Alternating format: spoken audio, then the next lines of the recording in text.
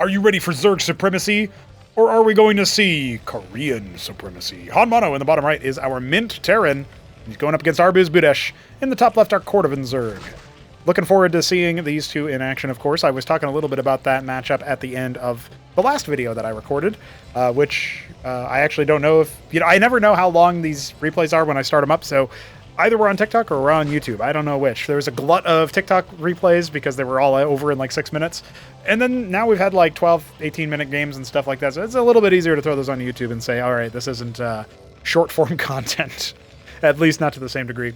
Hope you guys are having a good time watching Cosmonarchy, following along in the tournament, and seeing our players continue to compete. This is our last best of one of the whole damn event. After this, it's all best of 3 series play. We already saw the upper final between Zeki and Newt. Shocking that Newt was able to 2-1 Zeki. Not exactly what I had on my bingo card, and some truly phenomenal games, including game number 1, which is just one of the best games I've ever seen in Cosmonarchy, honestly. I say that without any reservations or anything. It nearly brought a tear to my eye. I was beaming the whole way through. Check that game out if you haven't already. Even though you know the series outcome, you don't know how good that game is until you watch it. What a ridiculous match. All that being said, I don't know that we're going to see the same degree of absolute insanity that we saw in that match. You'd think not, just statistically. It's unlikely to get 2 games like that in the same damn bangers tournament. But HonMonO has been grinding a lot, and he has been trying a couple of different things, and it looks like he's going to be Cyprian Ministry, and it's not on location, right? Which I like on this map in particular. It is a little bit of a larger path distance between your main and natural, it feels like. And certainly your main ramp into your natural choke is particularly the farther thing. I think that's probably something that has the bigger impact. So I love to see the Ministry on the high ground as an adaptation for this map in particular. We are on Potidaea, map by BiddyB. Shout out BiddyB, a homie, a chromie. And we have the Larvosk pool, double Larvosk from ArbuzBudesh going for some Zeths. And he'll probably just droll kind of heavily after this and maybe set up an expansion soon. That's my prediction anyway, which the game theory behind does make sense. Winner of this will face Art of Turtle, so we could be on for a Z-Mirror, or we could be on for another TVZ. All of our Protosses have been dismissed earlier in the tournament. We had, I think they both, they died out of the same phase of the tournament, actually. It was Elimination 2. So second round elimination games there, not going their way. Ultrokors are going to try to come in and see what they can do versus the Cyprians, and they're actually going to get here right before the anchor. This is some problems for HonMonO. Going to need to stim that Maverick and see what he can do. Already pulled the Masons to see how long they can stay alive, but the Maverick dies so fast. 3 Masons go down. Getting stimmed into the anchor is one thing, but you can't really mine from there. Second Maverick comes out. This should be a lot more doable. But man, Arbuz had no business doing this much damage here. It was just a very unexpected timing, I think, for HonMonO. So he's going to get off to a deficit very early on in this game, and he should probably get back to mining with all those poor Masons. That's just leaving the building. All right. Well, I think with all that said and done, if Arbuz walked in, killed the 2 Cyprians on left, he'd be ahead. The fact that he also, on top of it, did more damage, okay, he's definitely ahead. But the second Ministry is done, so you can see HonMonO here already starting to just make Masons on location and not even bother trying to lift off to the new location yet. He wants to build back his economy a little bit first. And he's going to go for that second stockade. I suppose he'll be going for a... at some point, he'll probably grab the Vestry and grab some, Cyprian Shaman or what have you. That is how he played versus Sausage, and it was quite successful. I'm struggling to remember his approach generally versus Zerg. I think it might be a bit more Savant-focused, actually. We'll see if he can do anything there. And I look forward to seeing him play more games. This is the map, actually. He played with a lunatic game versus the Shambler on. What a ridiculous matchup that was. That was practice for his show match versus Trigger and Young Yakov.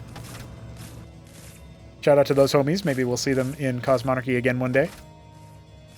Honestly, though, if we host show matches and like one guy sticks around, that's a win for me. We get more pros playing all the time.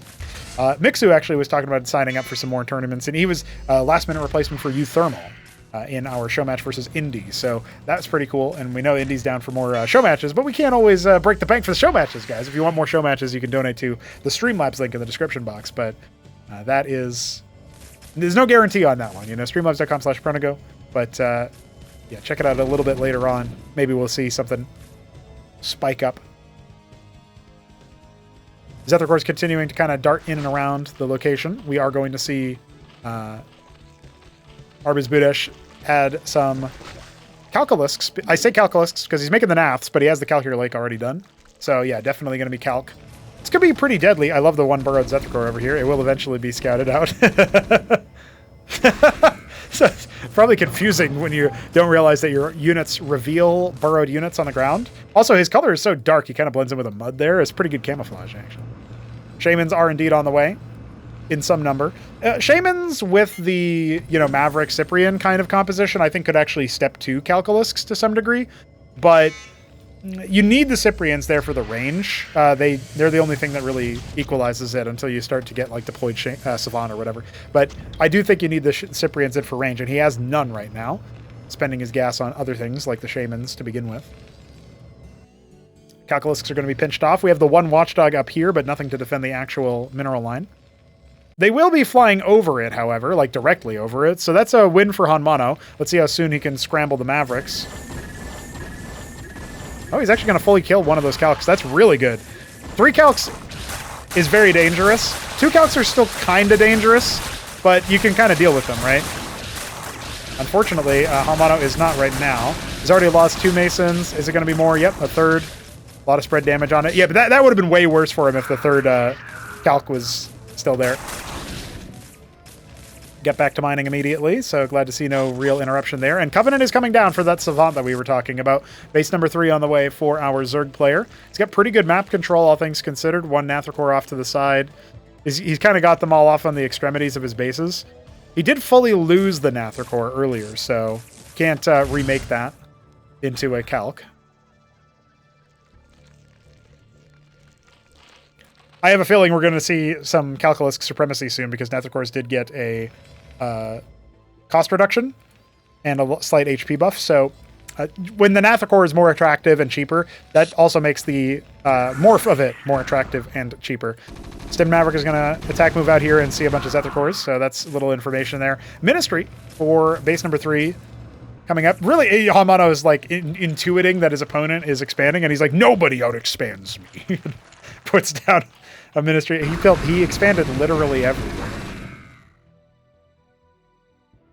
Wild stuff. Escagant finishes up over here. That's the gas cap for the Ridge for the Zerg. Actually, only the third base is what has it, so interesting stuff there. A lot of Vespene in the tank. You can tell that Arbuz is planning on tier 2 soon. Mavericks are being sent out on recon missions to scout out where that third base is. They'll reveal it eventually, perhaps at the 1 o'clock location, but I'm not so sure about that one. Pretty big stack of Lyralisks. The Lyralisk did get buffed recently as well in terms of its durability. Its HP went up, so it could kind of skirmish a bit better with some of this bio. Savants, Mavericks, and that Ministry is coming up here pretty soon. Maverick actually will stim around the army location and then come up here and find what's up. Might even be able to get a worker kill or 2. The answer is no. I guess he'll sort of scout the complexion of the military here, but will HonMonO know about how to do anything about that? I don't know. I mean, he's just going to make more Savants, right? So his game plan doesn't really get changed too much by what his opponent does. He's not at that stage of understanding yet, I don't think. But I like it. I like that he's just going to make a lot of stockades and make a lot of units. That's make unit win game is HonMonO's style. That is his strategy.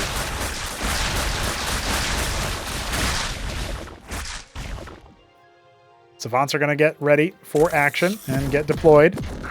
He's got the Shamans. He's going to just kind of push him away. Tier 2 just got started behind this for Arbuz, and he is also making a lot of Zoryus.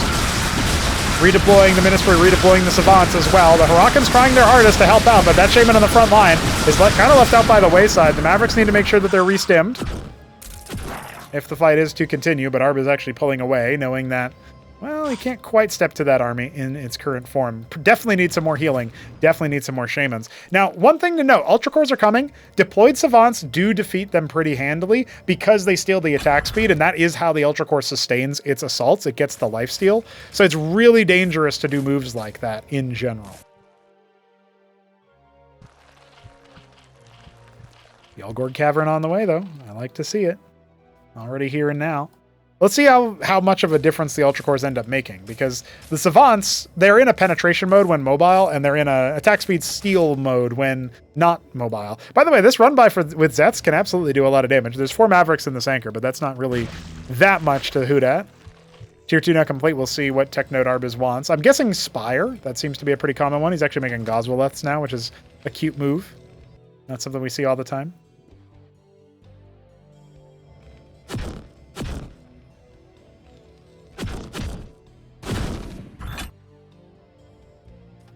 Definitely going to need to see some choice made by Arbuz at some point. Ah, his Goswaleth is for the Chokrel Chasel. Okay, he's going skipping a step there. Kind of a cute move. Now the Savants were not in their attack speed slow mode, and now they don't have much of a front line. They're not going to be able to ramp up. They weren't able to ramp up that entire time. That's one of their key ways to victory, and I actually don't think that Tier 2 is needed at all. I think Arbuz is just going to crash on through here, and there's not that much left for HonMonO. The Zeth run-by happening at the same time, sowing chaos and discord inside his natural. Oh, this is so heartbreaking for our Korean StarCraft 2 pro. I don't know he'll be able to clean up everything. He's going to have to lift off the Ministry, and he hasn't had the wherewithal to do so, so down it will go. That's a wrap there. The Ultrokors will finally be dealt with. But how is he possibly going to save this? He's had to lift his Ministry at the natural. He's got no income all of a sudden. And by the way, Arbuz still hasn't really bothered to make anything. Oxel sees it's on the way, sure. I mean, you probably have to start already seeing the writing on the wall here. 8 Savants in production, sure, but what are you possibly going to do? You are at your... You are at the last stand, man.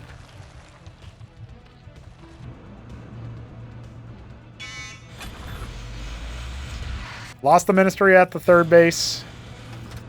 Distance mining minerals right now. Slowly stacking up Savants. If HonMonO knew about the Sieve, it would be a good option for him. He could get more Vespene that way. It would change his whole world. There's something about that. Where, you know, there's like hidden life hack tech that you didn't know about or whatever, and somebody tells you, oh yeah, it'd change your whole world if you knew that. Or, yeah, hey, that changed my whole world when I figured that out. Yeah, HonMonO's going to feel that way when he starts figuring out capping the ridges as a thing.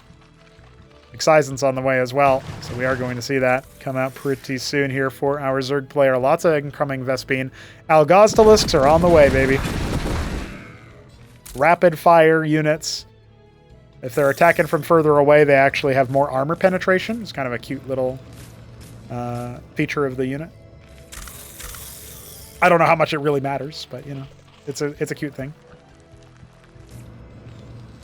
I was thinking about putting it on the Zobrialisk as well. I feel like they're pretty similar types of units, but that's all right. We'll figure it out later. He's going to have 8 of those. 6 of them was the initial volley. And... I mean, honestly, I do feel like he could have just A-moved, but if the Savants were deployed properly and there was like the good front line and stuff, the SimCity might make it a little bit difficult there, if you can call it a SimCity. Now, the Algoz are slow-moving hunkers, but they will make magic happen here.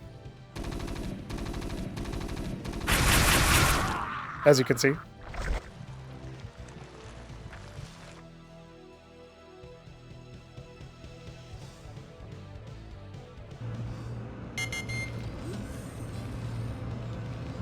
I feel like with what HonMonO is making right now, this is not likely to outlast the incoming attacks. He's going to actually try to maybe a move out here as his third Ministry has been rebuilt. But we are on to base number 4, starting to get saturated over here, and base number 5 was just put down with the gas caps coming in preemptively.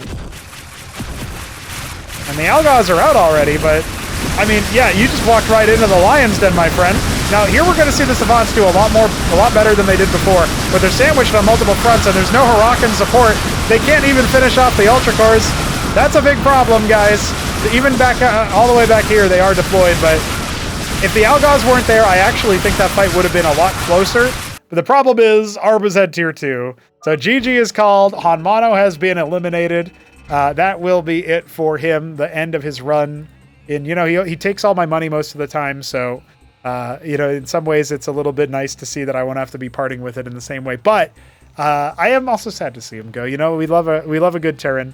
Now, our top 4 is guaranteed to be Newt in first or second as Terran, Ziki in, I guess, first, second, or third as Zerg, and Arbuz and Art of Turtle are going to be the third or fourth place players, or, you know, unless they make a run to the finals.